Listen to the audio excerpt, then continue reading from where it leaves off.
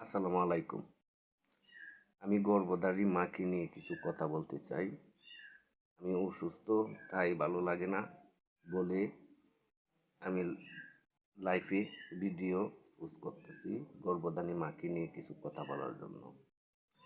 10 মাস 10 দিন যখন মা গর্ভে ধরে তখন প্রসবের ব্যথা কত যন্ত্রণাময়, যে পেটে ধারণ করে সেই বুঝে তার গর্ভে প্রসবের ব্যথা কত ভয়ঙ্কর।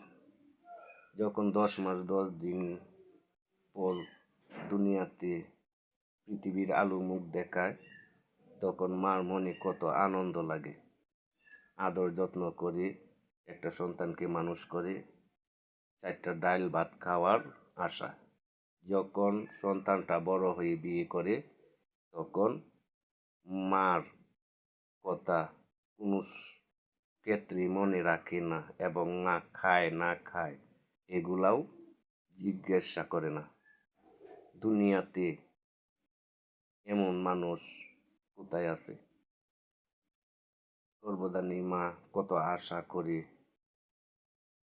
তার সন্তানকে আদর যত্ন করে বড় করে সুখে দিন কাটানোর জন্য। সেই সন্তান যদি মাকে মনে আঘাত দেয়, ব্যথা দেয়, তাহলে মার মনটা কেঁদে ওঠে, আল্লাহর আরশ তুলি কাঁপে।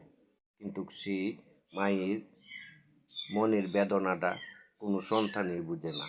আমি তো আমার মাকে ভালোবাসি, তাই আমি কথাগুলো আপনাদের সামনে তুলে ধরলাম।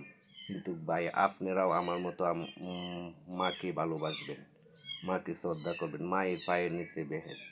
আমি মাকে ভালোবাসি, মাকে যত্ন করি, মার পিছনে ছায়া হয়ে থাকি। আমার মতো আপনারাও মাকে ভালোবাসতে শিখুন। আসসালামু আলাইকুম।